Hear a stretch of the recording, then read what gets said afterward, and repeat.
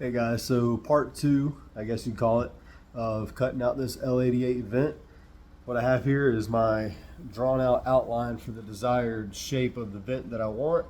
You can see this bottom magic marker line here. I have not cut it yet. The top has been cut on both sides all the way around. But you can very faintly probably see, I'll move the camera here. Hopefully you got, yep, there you go. So you can see that, that's the line I'm gonna be tracing. This is the tip I'm using, and I'm going to basically just take just enough material off to let the light get through, and I'll show you why. This is something I just discovered while doing it, is doing that, put my light there, I'll be able to flip the hood over, and you can see, if you get enough material off, you can see you get the light through. So what I'm going to do is take off just enough of the outline with this very detailed tip, and then I'm going to, once I have enough out of there that I feels comfortable, I'm going to flip it over, and then I'm going to be able to work from the inside, and that way I don't have all this contour here getting in the way of my Dremel and not being able to get a good angle on it. When I flip it over, it's all very prominent straight up towards me. I can see my exact line that I want to follow. I'm going to cut a little bit behind that line just so I have enough material there for any errors that I might make, and that way I can go in there with a file. I'm gonna smooth everything out with the file and very, very fine sandpaper. In the end, it'll be if I have to use any Bondo, not Bondo glass, but oh, what's the word I'm looking for? Duraglass. If I have to use any Duraglass, I'll use some Duraglass, maybe some spot putty for really fine surface finishing before it goes off the paint. But that's where I'm at so far. I did go ahead and fully commit to a slightly different design. Instead of having this bar here, I went ahead and cut straight across. I do like the way that looks better. I don't think I'm going to have issues with this sagging down. It'll have plenty of meat here, and I'll also have a grill mesh in there that's going to be nice and sturdy also. So I'm going to see how that goes. Hopefully well, because I'm already committed to it. So that's it. That's where that's at. I'll probably try to pause this video, and as I've told you before, I'm terrible at editing, so I will I'll get to work and see how that goes. Thank you. Figure I might as well go ahead and get some of this in frame here. See if I can zoom that in a little bit. Oh, you can't zoom in this mode. Okay. All right, but there's the line. Seem to have somewhat of an artistic hand doing it.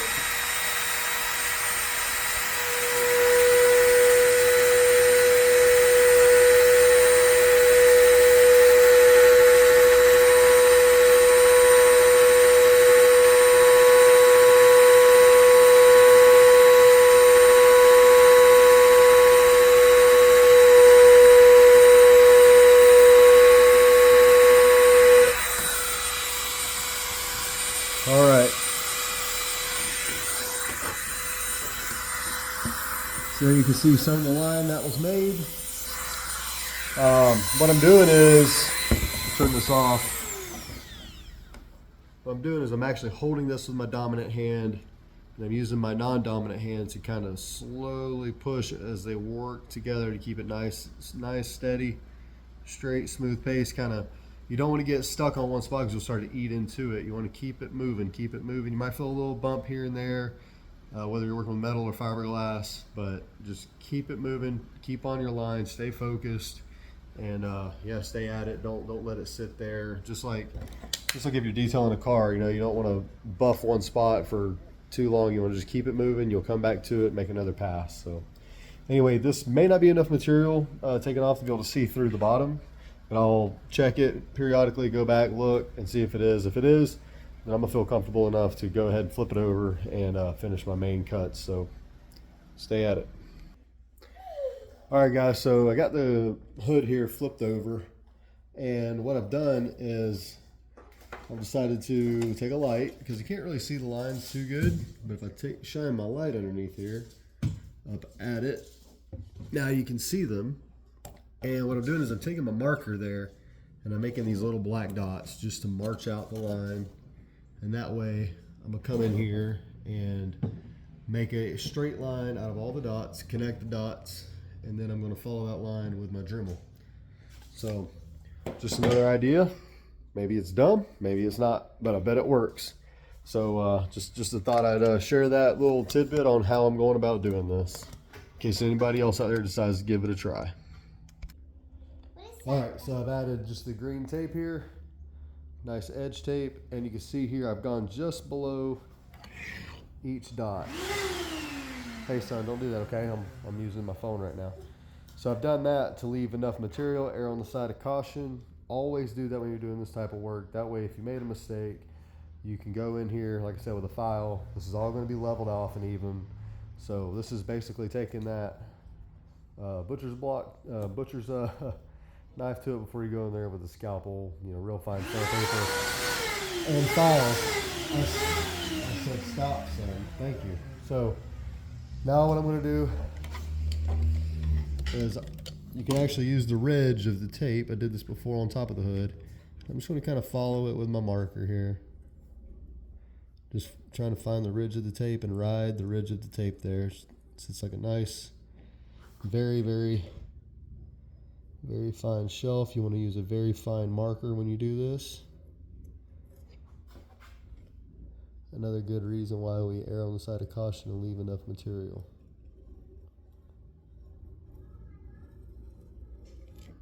You see I'm making little mistakes there and there coming off the tape. Alright, so that's going to kind of give me just a nice line to follow with the Dremel. You can see how this is kind of coming to plan here. I feel like this little lip here might actually give a little bit of space for rainwater. See if I catch myself in a little bit of a rain. But anyway, that's that. Now I'm going to get back to doing some of this cutting, and we'll see how it looks from the other side once I'm done. Go. All right, guys, so we just finished up getting the L88 vent, front scoop vent out. This is how it looks all together. Very symmetrical, actually, I think. I think it turned out pretty well. All right, son, if you can come up here and just get a good view of the top of the hood for them. Can you show them the top of the hood there, the vent and everything? Got my 8-year-old son on the camera here. Let's see. I'm going to have it so that they can see this way. Here we go. So I think it turned out pretty well. So what I'll end up doing is, once I clean off all this fiberglass dust, you'll be able to see a lot better.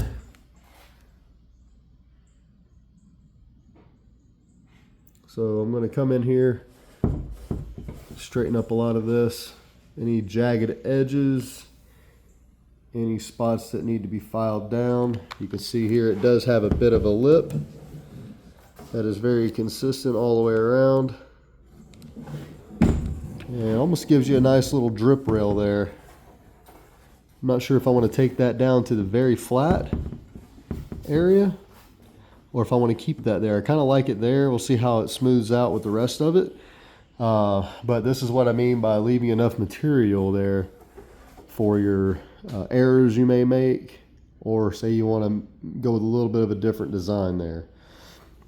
So that's just an option. I think I'm going to keep it because I do like it. We'll see. I think actually once it's done, fit and finished, painted, and it has a grill back there, I think it'll look a lot more factory, like it's supposed to be that way. Now my Dremel would actually catch the adapter portion of it up here, even though I lengthened the shaft on the disc as far as I could while still being able to make a cut. You can see where, I'll show you what I'm talking about here. Here's my Dremel that I was using. And as I'm in here getting these angles, like so, you can see how once I started getting cut through, the metal here began to rub the paint. So I had to be a little bit careful there, but still had to make the cuts. So what I'm going to end up doing, you can see it happened a little bit there, but definitely more so on this side. That'll probably be a spot putty deal, just simple spot putty, and yeah, it'll come right out, no problem. It's definitely no cracks, no anything like that. Nothing's going to jeopardize the integrity of the hood. But I think that's going to look real sharp. Like I said, we'll put some grill mesh back there behind it. This is what I have now, just sections that I had left over from doing this hood here. I think this is going to look really sharp once I get something like this, essentially up in that grill area there. But that'll be another project for another time. Thanks for watching up to this far, and I'll keep you posted on the next video. All right, guys, so one final installment here for the night. I wanted to go ahead and show you how I've kind of shaped some of this, made it more smooth, more consistent throughout. And I was just curious how this grill mesh would go in place, how I'm going to go about making the grill mesh fit. It's a lot more contour than what I have here on this hood. And this is the same mesh. These were just flat pieces that have kind of an epoxy adhesive up in there. Got it from tip from some racers on how to do that. Good materials to use. If I come up with a name for the stuff, I'll let you know. But anyway, this is the same mesh that I had left over, and you can see here it's very, very pliable. And what I'll do is I'll end up cutting this section out here just so it lays nice and flat.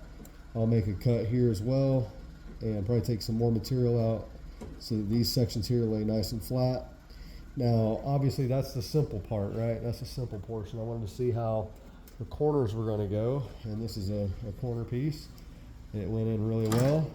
Again, no real problems, just kept it nice and tight. That drip rail really provides a nice, I call it a drip rail here that I created. I didn't go all the way to the ends here and make it flat. I had this nice little lip to it on both top and bottom. So that gives you some meat there for this mesh to bite down to. So anyway, you know, it sits nice and tight. I'll cut out sections here where it'll independently lay this section by itself, as well as this section here by itself. You can see it wants to bind up here. We're not worried about anything under the hood. We're just concerned about this section and making sure that it can in fact meet the surfaces directly adjacent to where the vent's going to touch. So, and it does really well. I'll go ahead and put this one on with it, so you can kind of get an idea. It'll work really well there. And let me see if I can get a good view of it, what it's going to kind of look like when it's in place. So there you go. I think it's going to look really cool. I'm going to go ahead and order some of that mesh now. And yep, that'll be the last thing to go in, of course. So now, once I'm fine-tuned all my lines, I'm going to clean it all off, degrease it. You want to use a good wax and grease remover. Do not use acetone. It will degrade the resin and weaken your product. So do not do that with fiberglass. So once it's clean, I'm going to use John Deere Blitz Black. I'll show you what I'm talking about here. You can get it in a spray can. You can get it in the brush on. I believe I have it in both. I do. They're right there. Spray can Blitz Black. Oh, that was stuck. And I have a new can of John Deere Blitz Black. Make sure your can's not old when you go buy it from the dealer. That is the stuff to use. My buddy had some as well. We love this stuff. It's great stuff. So, and that will go a very long way. Tends to dry quick, quick setup. So great stuff to use. I like it better than POR 15. Has a nice satin finish to it, kind of like this here. But they said it's the closest thing that NCRS recommends for being the closest to OEM stuff to use for color matching, and it's very durable. So all of this will be done in Blitz Black. I do not plan on, I thought about putting a screen in here, the same grill mesh. I'm not going to do that because that's not how the factory hoods work. That's not how the race car hoods work. So I'm going to leave it just as is. And yeah, I look forward to actually being able to look in there and see, you know, the element and everything in there. Just think it looked really cool going down the road. Pretty cool experience. So anyway, clean, painted. It'll get sent to my cousin for paint. all around the edge here, where you see this Duraglass has been put in, where they bonded the hood support to the hood.